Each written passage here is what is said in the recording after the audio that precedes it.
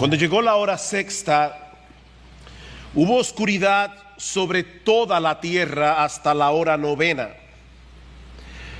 Y a la hora novena, Jesús exclamó con fuerte voz: Eloi, Eloi, lema sabactani, que traducido significa: Dios mío, ¿por qué me has desamparado? Algunos de los que estaban allí al oírlo decían: mirad, a Elías llama. Entonces uno corrió y empapó una esponja en vinagre y poniéndola en una caña le dio a beber, diciendo: dejad, veamos si Elías viene a bajarle. Y Jesús, dando un fuerte grito, expiró. Y el velo del templo se rasgó en dos de arriba a abajo. Viendo el centurión que estaba frente a él la manera en que expiró, dijo: en verdad este hombre era hijo de Dios. Había también unas mujeres mirando de lejos, entre las que estaban María Magdalena, María la madre de Jacobo el menor y de José y de Salomé, las cuales cuando Jesús estaba en Galilea le seguían y le servían. Y había muchas otras que habían subido con él a Jerusalén. En estas últimas semanas hemos estado considerando todo lo que sucedió en esas últimas horas del ministerio terrenal de nuestro Señor Jesucristo, desde su arresto en el huerto de Getsemaní hasta su muerte en la cruz del Calvario. Y hemos visto que Jesús tuvo que soportar en esas últimas horas no solamente la farsa de un juicio injusto, sino también una avalancha de odio y de crueldad volcada en su contra, no solamente de parte de los líderes religiosos de Israel, sino también de parte de los soldados romanos. Él fue ridiculizado, azotado, escupido, coronado de espinas, golpeado sin misericordia con una caña en la cabeza y finalmente condenado a morir en una cruz, a pesar de que el procurador que lo juzgó reiteró en más de una ocasión que él no había hallado delito alguno en Jesús. Y la pregunta que algunos pueden hacerse al leer esta porción de los evangelios es la pregunta que muchos se hacen cuando están en medio de una situación aflictiva, en una situación de dolor y de angustia: ¿dónde está Dios? ¿Dónde está Dios? ¿Han oído esa pregunta? ¿Dónde está Dios? ¿Dónde estaba Dios cuando todo eso estaba sucediendo? ¿Por qué Dios no descendió del cielo a defender a su Hijo? ¿Por qué no destruyó en un instante a todos esos blasfemos que se habían ensañado con tanta crueldad contra Él? Mis hermanos, ¿dónde estaba Dios? Y la respuesta es que todo el tiempo Él estuvo allí, junto a Jesús. Por eso el título de nuestro sermón en esta mañana es Dios en el Calvario. Y yo no me refiero únicamente a Dios el Hijo que estaba muriendo en la cruz, me refiero a Dios el Padre. Dios en el Calvario, mis hermanos, Dios estaba allí. Él estuvo allí todo el tiempo. Él estuvo todo el tiempo al lado de Jesús, pero no para defenderlo, no para fulminar a los blasfemos. Él estaba allí para juzgar en Él, en Cristo, nuestros pecados. Nosotros debemos contemplar la escena de la cruz a través de las palabras de Pablo en 2 Corintios capítulo 5 versículo 19. Pablo dice que Dios estaba en Cristo reconciliando consigo al mundo. Él no estaba lejos.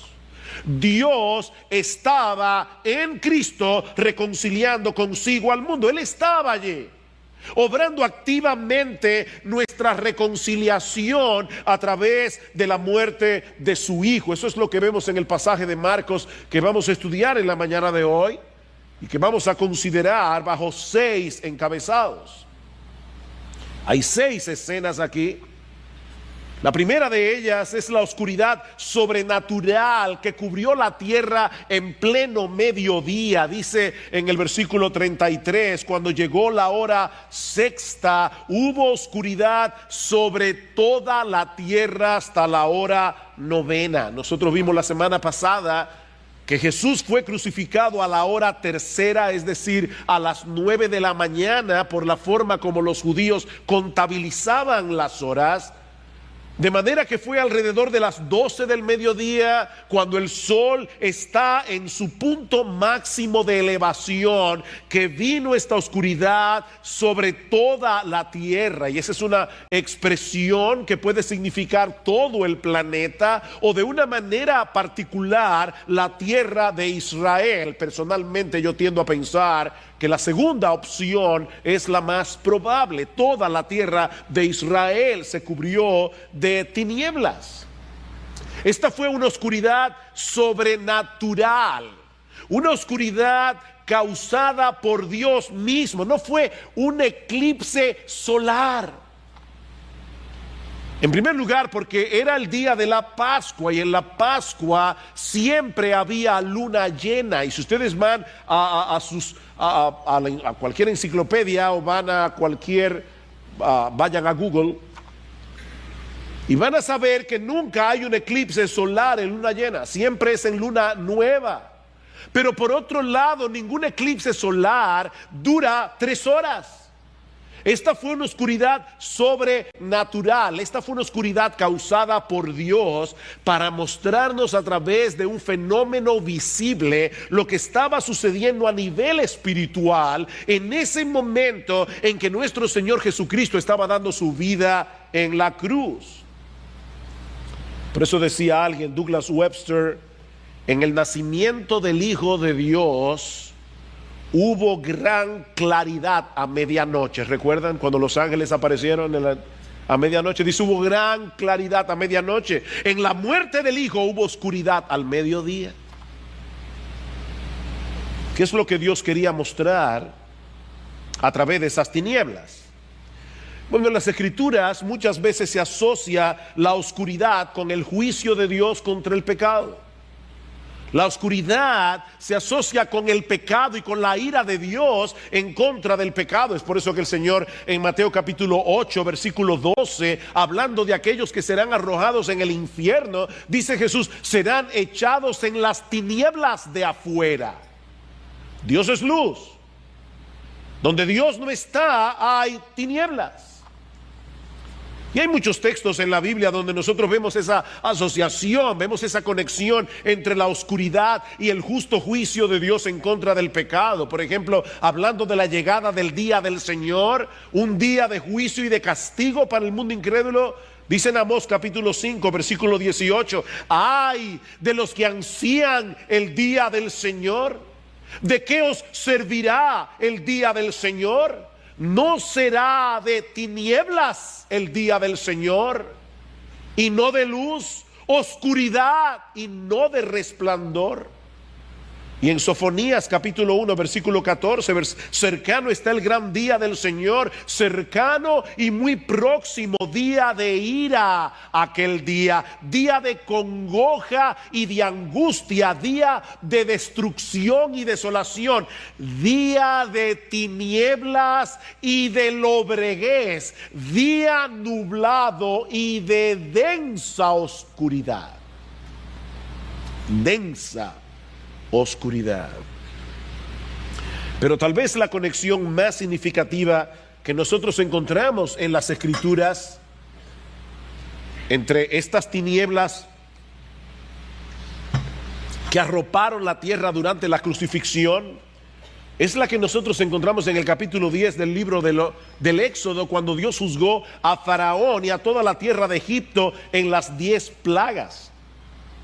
Dice en Éxodo capítulo 10, a partir del versículo 21, que antes de la muerte de los primogénitos, recuerden que esa fue la 10ª plaga, la muerte de los primogénitos, pero antes de la muerte de los primogénitos, Dios envió una densa oscuridad sobre toda la tierra de Egipto. Por eso yo creo que aquella oscuridad era sobre la tierra de Israel, era una oscuridad focalizada porque era una oscuridad sobrenatural, una oscuridad que duró 3 días.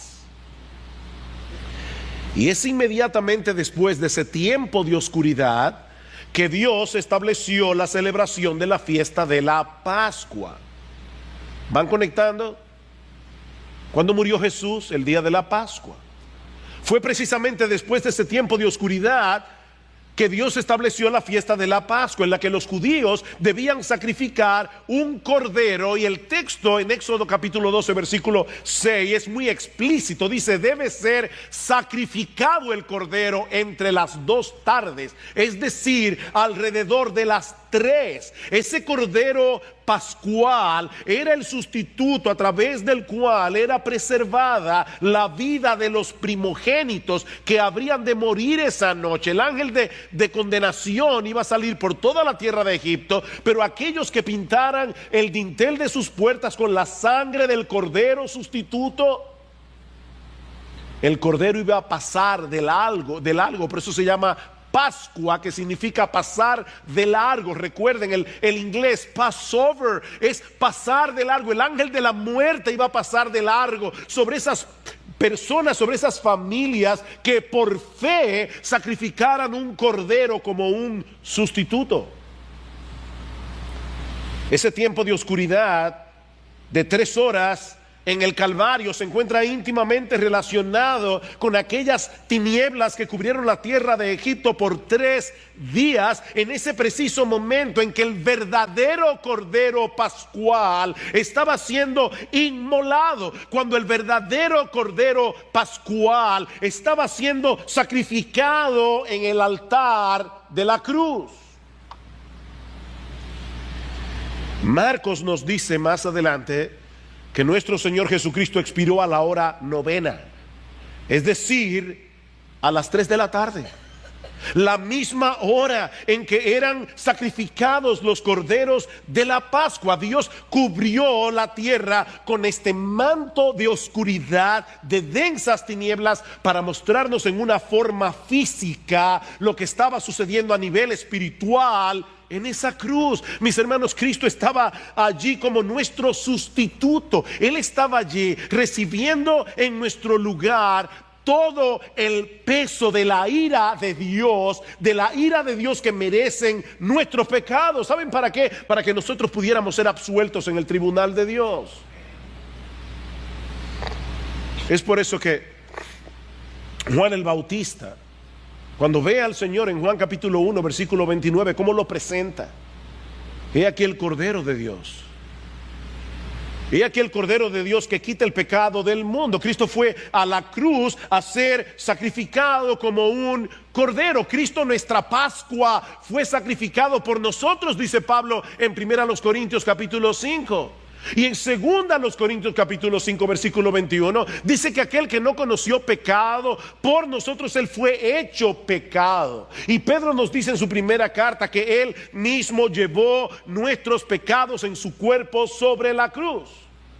Él mismo llevó nuestros pecados sobre su cuerpo en la cruz. Mis hermanos, esa es la esencia del evangelio, como dice Pablo en 1 Corintios 15:3, que Cristo murió por nuestros pecados conforme a las Escrituras.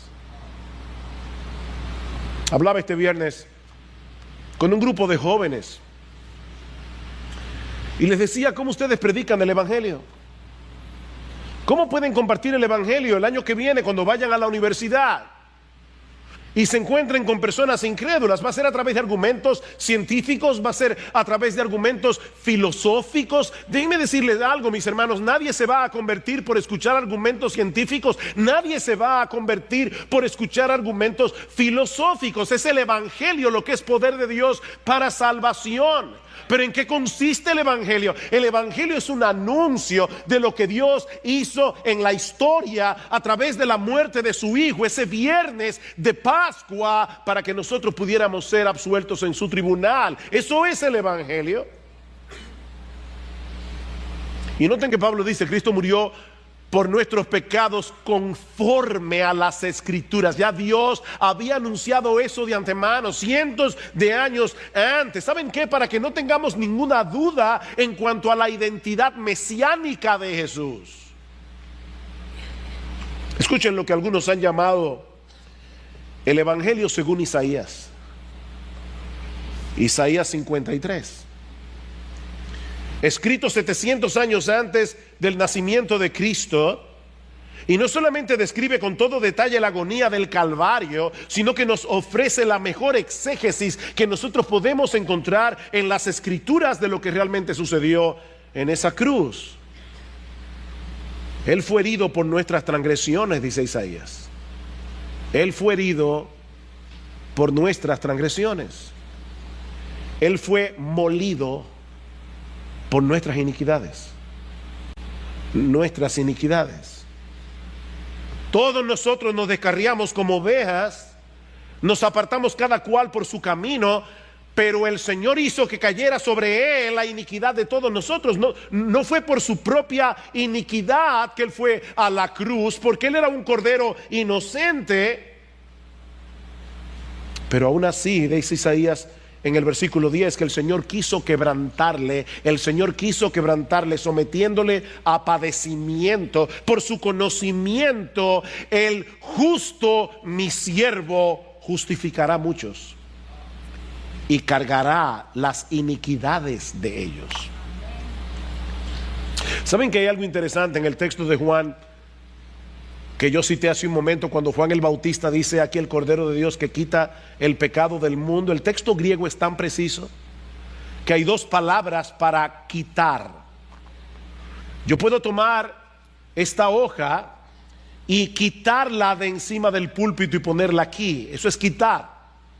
Pero yo también puedo tomar esta hoja, quitarla del púlpito y cargarla conmigo. Y esa es la palabra que se usa en Juan capítulo 1 versículo 29. Jesús es el Cordero de Dios que quita cargando sobre sí el pecado de todos nosotros. Eso es exactamente lo que Isaías está diciendo aquí. Para poder justificar a muchos, Él tuvo que cargar con las iniquidades de ellos. O como dice al final del capítulo 53, llevando Él el pecado de muchos. Eso fue lo que sucedió ese viernes en la tarde, cuando la tierra se cubrió de oscuridad. El Cordero de Dios estaba siendo inmolado en el altar de la cruz. El Cordero de Dios estaba sufriendo en esas 3 horas el infierno eterno de todos aquellos que Él habría de salvar a través de toda la historia. ¿Tú oíste eso, mi hermano? El infierno que te tocaba a ti, Jesús lo sufrió en esas 3 horas. Toda la eternidad de tus sufrimientos condensadas en esas 3 horas, y no solo la tuya, la de millones y millones de pecadores que Él vino a salvar. Y algunos pueden estarse preguntando, ¿y cómo es posible que Jesús haya podido sufrir en 3 horas un castigo que debía ser eterno? ¿Cómo se puede sufrir en 3 horas un castigo que es eterno? Escuchen la respuesta de John MacArthur. Él podía recibir una cantidad infinita y eterna de ira porque Él es una persona infinita y eterna. Su capacidad para todo es eterna y es ilimitada. Si en esas 3 horas, mi amado hermano, Cristo sufrió millones de infiernos. De manera que Dios no estaba ausente en el Calvario. Él estaba allí como el juez del universo, juzgando y castigando nuestros pecados en la cruz. y dando al mismo tiempo una muestra de amor incomprensible hacia todos aquellos que Él había elegido para salvación desde antes de la fundación del mundo. Hermano, yo no sé tú, pero la doctrina de la elección, que tanta controversia trae, es una de las doctrinas más hermosas de la Biblia. Es una de las doctrinas más hermosas de la Biblia. Mi hermano, Cristo no murió en la cruz para hacer posible que tal vez algún ser humano pueda ser salvo. No. Cristo murió en la cruz para que un grupo de personas específicas, escogidas con nombre y apellido, pudieran ser salvos. Y fueron los pecados de esas personas con nombre y apellido por los cuales Cristo murió en la cruz. Cristo amó a su iglesia de tal manera que dio su vida por ella. Cristo dio su vida por su iglesia. Como dice John Stott, el amor divino triunfó sobre la ira divina mediante el propio sacrificio divino. ¿Oyeron eso? El amor divino triunfó sobre la ira divina mediante el propio sacrificio divino. La cruz fue simultáneamente un acto de castigo y de amnistía, de severidad y de gracia, de justicia y de misericordia al mismo tiempo. Nuestro Señor y Salvador tuvo que beberse esa copa de ira santa y justa sin una gota de misericordia para que nosotros hoy podamos disfrutar de la copa de la salvación sin una gota de ira. Él se la tomó pura ira de un Dios 3 veces santo para que nosotros hoy podamos tomarnos la copa de la salvación sin una gota de ira. Él tuvo que sufrir el desamparo del Padre para que nosotros pudiéramos disfrutar en el día de hoy de la bendición de ser recibidos. Él fue desamparado para que nosotros pudiéramos ser adoptados. Y eso nos lleva a nuestro segundo encabezado, el terrible abandono en la cruz, versículo 34. Y a la hora novena, Jesús exclamó con fuerte voz: Eloi, Eloi, lema sabactani, que traducido significa Dios mío, ¿por qué me has abandonado?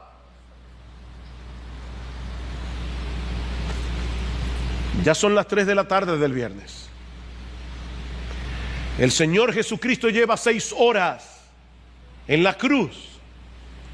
Y en las últimas 3 ha venido experimentando todo el peso de la ira de Dios por nuestros pecados simbolizados en esa oscuridad. Y es en ese momento que, citando en arameo las palabras del Salmo 22, el Señor exclama con fuerte voz. Y las 2 palabras que usa Marco allí, fuerte voz, son las palabras de la que se deriva nuestra palabra megáfono en español. Fuerte voz: Eloi, Eloi, lema sabactani, ¿por qué me has abandonado, Dios mío? Dios mío, durante ese tiempo de oscuridad, mi amado hermano, otra vez insisto, Dios el Padre estaba allí, pero no consolando a su Hijo, sino castigando en Él nuestros pecados. Dios estaba allí. Y no es que en ese momento hubiera habido una ruptura entre la unidad esencial que hay entre el Padre, Dios el Padre, y Dios el Hijo. Eso es imposible. Hay una unidad eterna y una unidad inmutable entre las 3 personas de la Trinidad que de ninguna manera puede ser quebrantada. Tampoco fue que en ese momento el Padre por un instante dejó de amar a su Hijo. De ninguna manera. Dice el Señor en Juan capítulo 10: por eso me ama el Padre, porque yo doy mi vida Por eso me ama el Padre, porque yo doy mi vida para tomarla de nuevo. En ese momento, si podemos decirlo de alguna manera, el corazón del Padre estaba roto por el amor que tiene por su Hijo. Dios el Padre nunca dejó de amar a su Hijo en ningún momento. Pero hermanos, en un sentido real, Jesús fue completamente desamparado en su naturaleza humana por Dios el Padre. Dios el Padre no podía tener comunión con Él mientras Él estuviera siendo hecho pecado.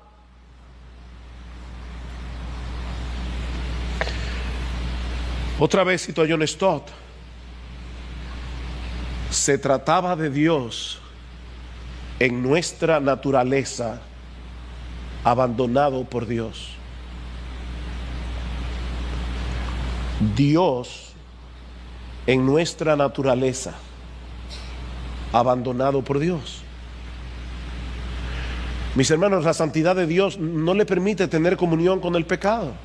Y en ese momento, colgado en esa cruz, Jesús estaba siendo hecho pecado por causa nuestra. Al que no conoció pecado por nosotros, Dios a Él lo hizo pecado. Ese fue el alto costo que Dios estuvo dispuesto a pagar por nuestra salvación. Mis hermanos, solo Dios pudo absorber el peso de su propia ira. Solo Dios podía hacer eso. Y Él estuvo dispuesto a pagar ese precio en la persona de su Hijo amado. ¿Sabes para qué? Para salvarte a ti.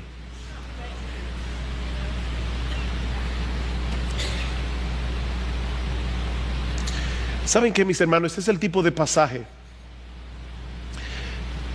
que ningún predicador jamás podrá explicar en una forma ni siquiera medianamente satisfactoria.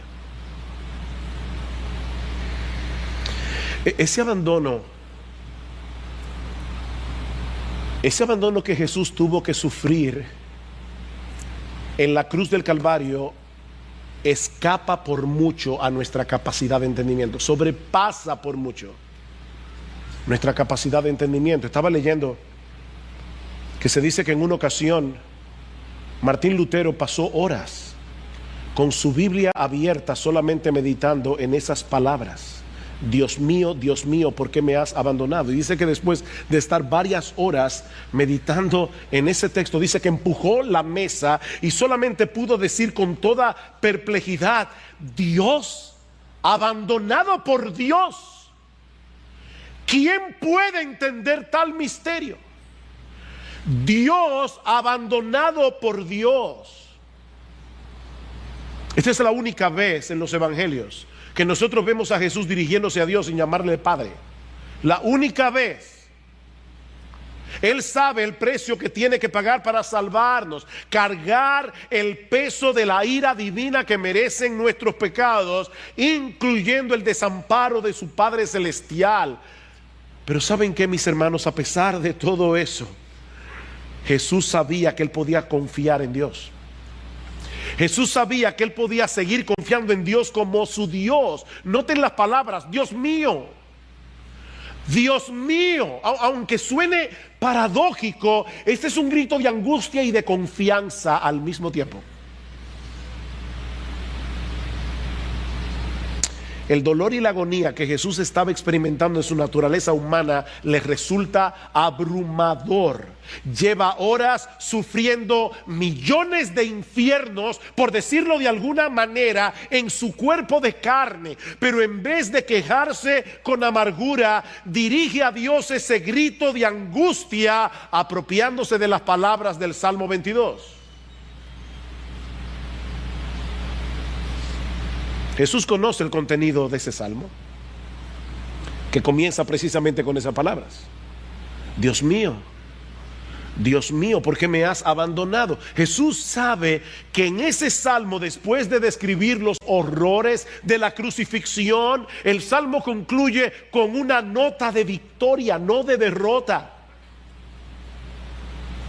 Pero al mismo tiempo Él está exclamando, porque en su naturaleza humana quiere saber cuándo concluirá esa agonía. que es precisamente lo que se expresa al inicio del Salmo 22.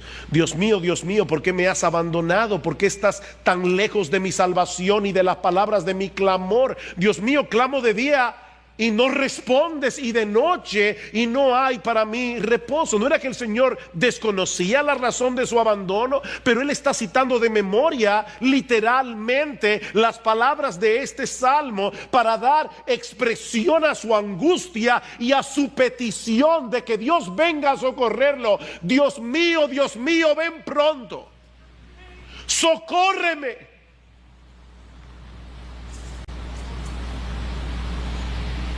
Pero en medio de esa escena tan sensible, una vez más se evidencia la dureza del corazón humano.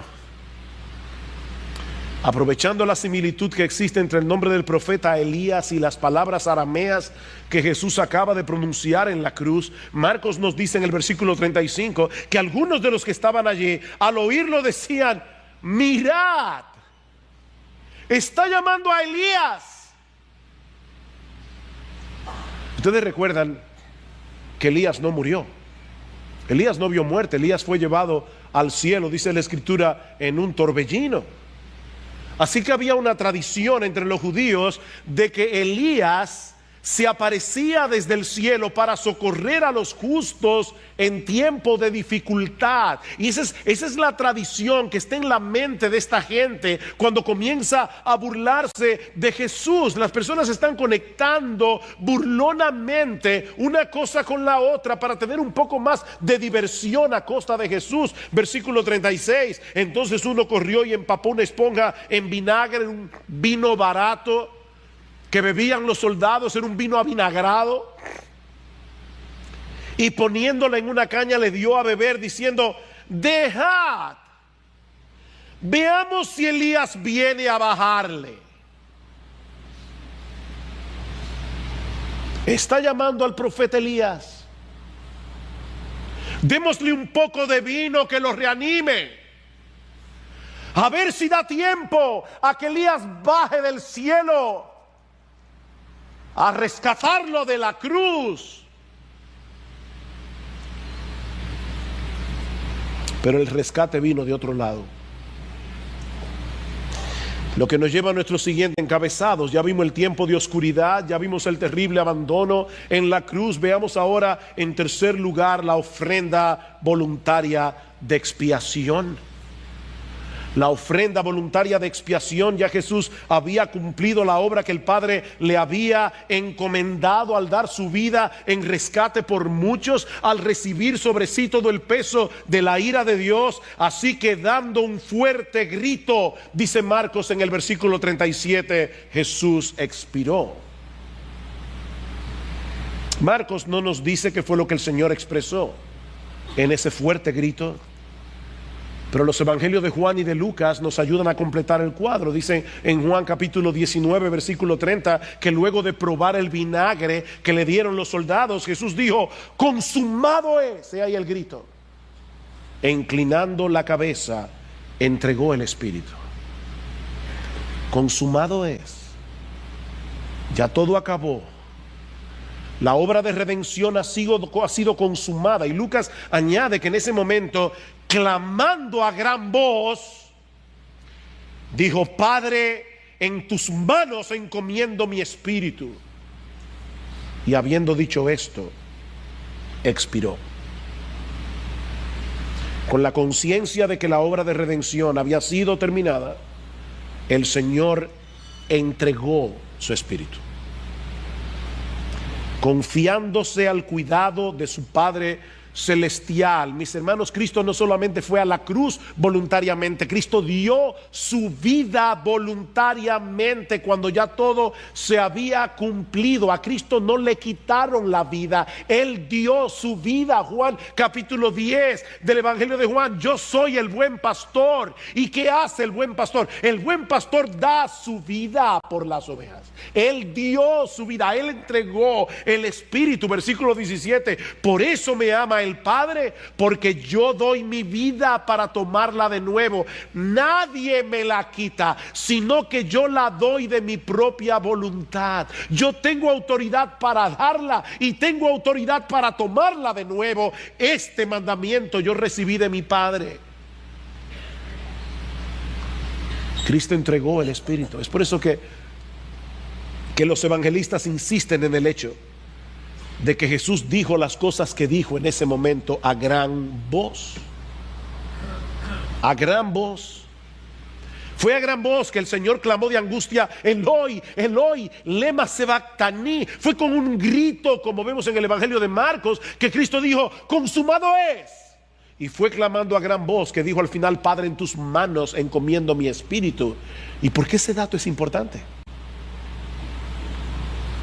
Porque si había algo que toda la gente de aquel tiempo sabía, era que un crucificado apenas podía suspirar, apenas podía susurrar debido a la dificultad respiratoria que viene asociada con la muerte por crucifixión. Pero Jesús clamó con una voz potente para que todos pudieran ver al momento de expirar que todavía tenía vida suficiente como para seguir vivo por varias horas más.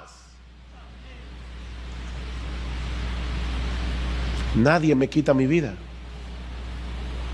Nadie me quita mi vida. Yo tengo autoridad para darla.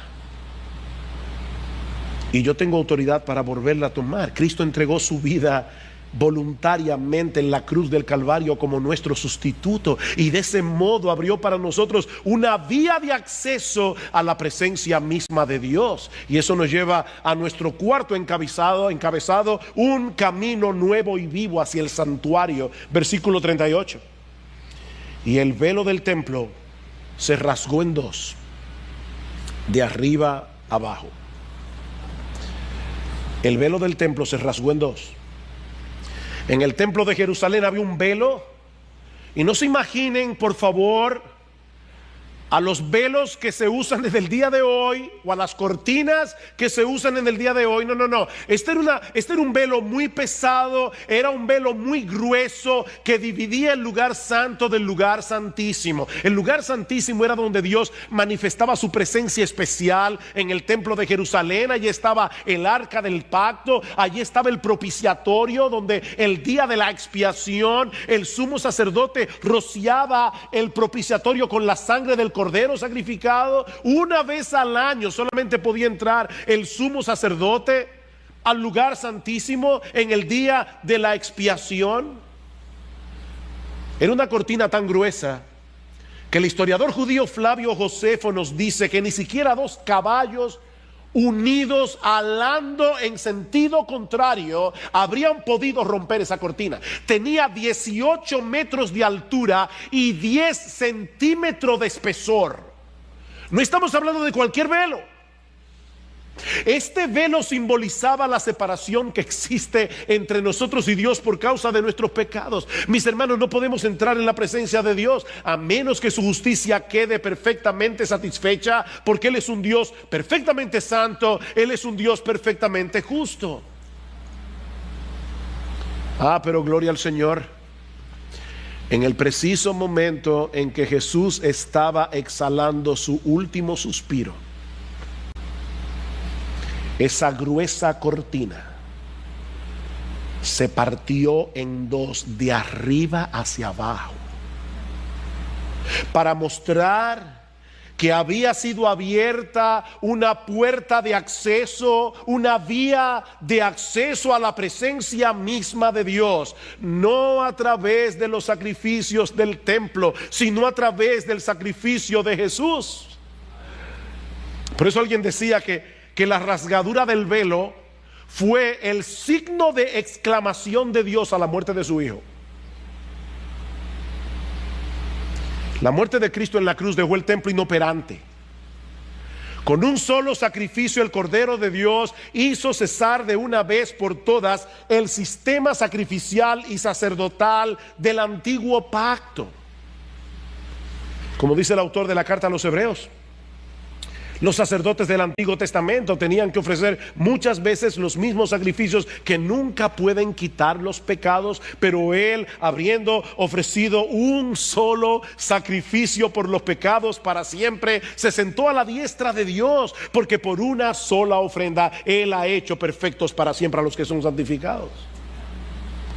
¿Cuál es la conclusión? Esta es la conclusión, sigue diciendo el autor. Entonces, hermanos, puesto que tenemos confianza para entrar al lugar santísimo por la sangre de Jesús, ese lugar sagrado al que solo podía entrar el sumo sacerdote una vez al año, ahora nosotros podemos accesarlo cuantas veces queramos. Tenemos confianza para entrar al lugar santísimo por la sangre de Jesús, por un camino nuevo y vivo que Él inauguró para nosotros por medio del velo, es decir, su carne. Y puesto que tenemos un gran sacerdote sobre la casa de Dios, acerquémonos con corazón sincero. Miren, hermanos, si los judíos del Antiguo Testamento hubieran podido sospechar que los creyentes del nuevo pacto íbamos a tener acceso directo al lugar santísimo cuantas veces lo quisiéramos, nunca se lo hubieran podido imaginar. Acerquémonos, que el velo de la carne de Jesús fue rasgado para eso, para que nosotros podamos entrar al lugar santísimo. Mientras los sacerdotes en el templo en ese mismo momento estaban sacrificando miles de corderos para la celebración de la Pascua, ese viernes a las 3 de la tarde, precisamente a las 3 de la tarde, el cordero pascual estaba muriendo en la cruz, abriendo de par en par una avenida de salvación, una avenida de reconciliación por medio de su sangre. Y Marcos no se limita a darnos un recuento histórico de este hecho, sino que al mismo tiempo nos muestra en la misma historia cómo se supone que debemos reaccionar a ese hecho. Y eso nos lleva a nuestro quinto encabezado, una sorprendente confesión. Versículo 39, viendo el centurión que estaba frente a él, la manera en que expiró, dijo: en verdad este hombre era hijo de Dios. Mateo añade que este hombre también estaba impresionado por los eventos sobrenaturales que habían rodeado la muerte de Jesús, porque en ese momento no solamente las tinieblas cubrieron la tierra por 3 horas, sino que la tierra tembló, dice en Mateo. La tierra tembló y las rocas se partieron, y algunos justos que habían muerto resucitaron en el momento en que Jesús expiró. Pero Marcos se enfoca únicamente en el impacto que produjo en el corazón de este hombre romano, soldado, gentil, no judío, el hecho de haber sido testigo presencial de la manera como Jesús expiró.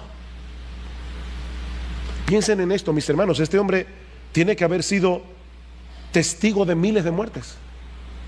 Miles de muertes. Sin embargo, él sabía que nunca nadie había muerto como murió Jesús. Tal vez él estuvo en el pretorio cuando Jesús estaba siendo burlado. Tal vez él era parte de la burla. Tal vez él fue uno de los que escupió a Jesús en la cara. Y él estuvo viendo a través de todas las horas la mansedumbre de Jesús ante esa avalancha de odio. Cómo exclamó en la cruz. Él estaba al pie de la cruz. Cómo le dijo al ladrón que no era un buen ladrón, era un ladrón. No hay buenos ladrones. Cuando ese hombre reconoció su pecado y le dijo: por favor, acuérdate de mí cuando vengas en tu reino.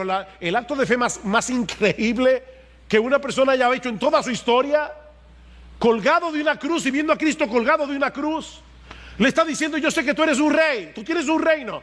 Por favor, cuando vengas en tu gloria, cuando vengas en tu reino, acuérdate de mí. Y ese centurión, ese romano endurecido de corazón, escuchó cuando Jesús perdonó a este hombre y le dijo: hoy, te prometo que hoy estarás conmigo en el paraíso. Este centurión vio todo eso y fue lo que lo movió a decir: Dice, al ver cómo expiró,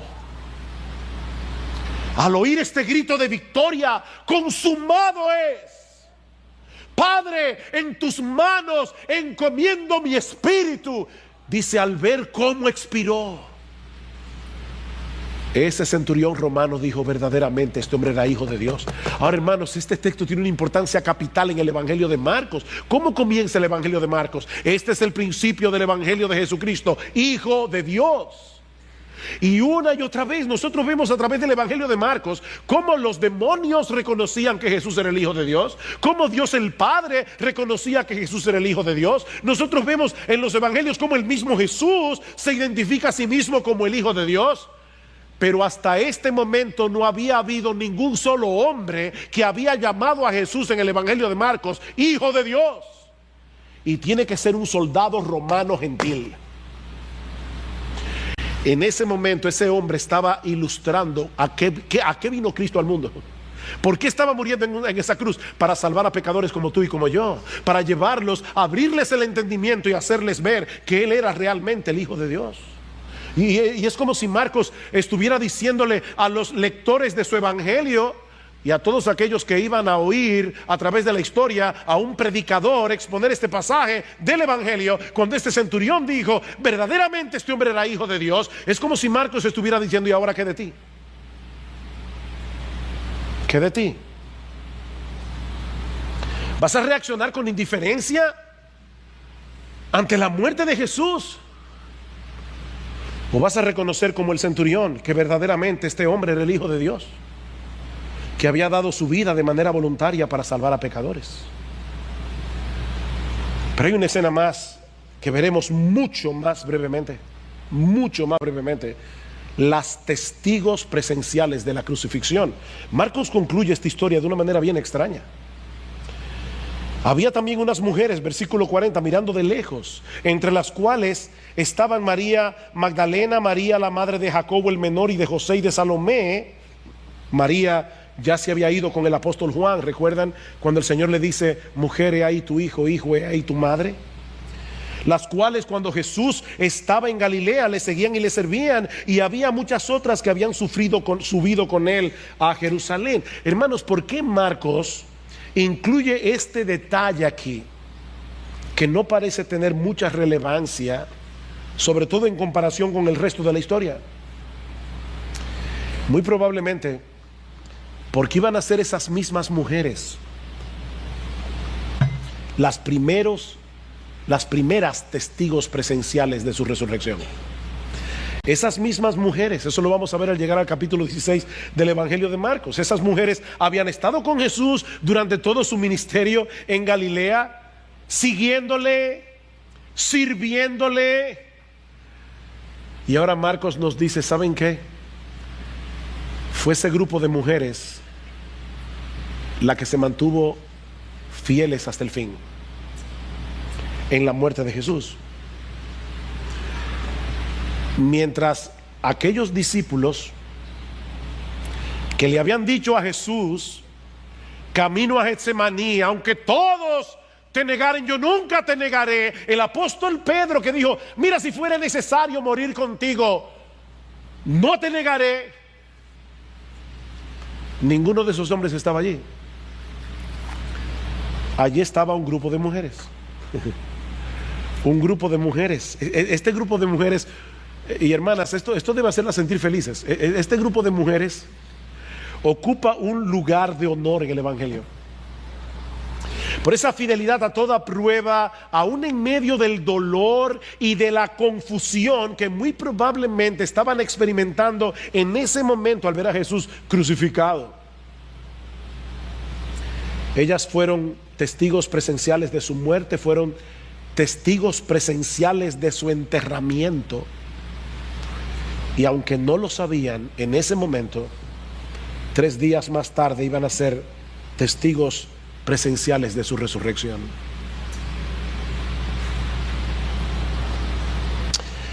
Hay muchas enseñanzas que podemos derivar de este relato, pero obviamente el tiempo se ha ido. Voy a limitarme a unas cuantas, bien rápido.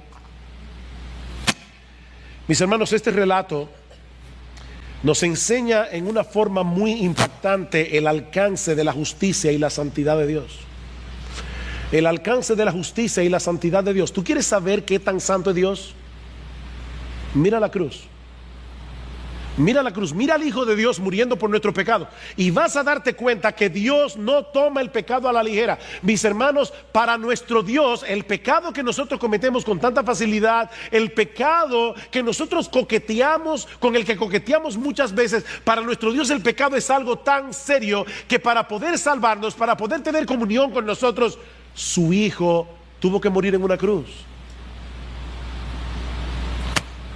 ¿Qué tan seria es la santidad de Dios? ¿Qué tanto aborrece Dios el pecado? Mira a Cristo sufriendo la agonía de miles de infiernos en esa cruz. Pero este relato nos enseña también en una forma muy impactante yo no sé qué palabra usar, porque si digo que es increíble, no es increíble, es creíble. Pero este pasaje nos enseña en una forma muy impactante la verdadera naturaleza del amor de Dios.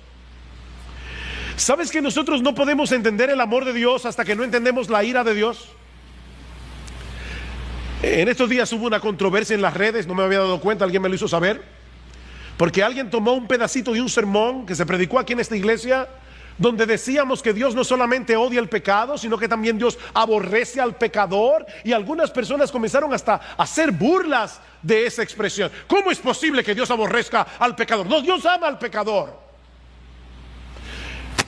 Mis hermanos, escúchenme bien, si nosotros no entendemos que la ira de Dios está sobre los impíos todos los días, como dice el Salmo, dice en Juan capítulo 3, versículo 36, después de haber dicho de tal manera amó Dios al mundo, dice que todo aquel que cree en el Hijo tiene la vida. El que no cree, la ira de Dios permanece sobre él. Dios no está irado con el pecado en abstracto, Dios está irado contra aquellos que cometen pecado. Pero eso es lo grandioso, eso es lo increíble, eso es lo extraordinario del amor de Dios.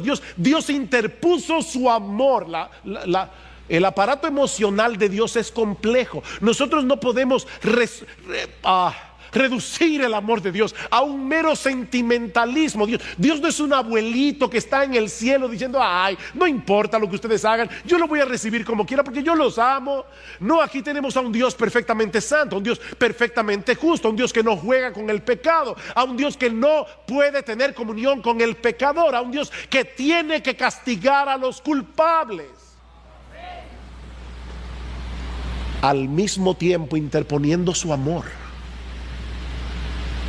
para que el inocente sufriera por nuestra causa. Esa es la verdadera naturaleza del amor de Dios. Es así que podemos entender: de tal manera amó Dios al mundo que dio a su Hijo unigénito para que todo aquel que en él cree no se pierda, mas tenga vida eterna. Dios no amó a un grupo de gente buena, a un grupo de gente amable. Él amó a un grupo de gente aborrecible. Eso es lo grande del amor de Dios. De tal manera amó Dios al mundo que por ese grupo de gente aborrecible Dios entregó a su Hijo. Mas Dios muestra su amor para con nosotros en que, siendo aún pecadores, Cristo murió por nosotros. ¿Qué dice Jesús en Juan capítulo 15 versículo 13? Nadie tiene mayor amor que este. ¿Cuál es el amor? Que uno ponga su vida por sus amigos. Nadie tiene mayor amor que este.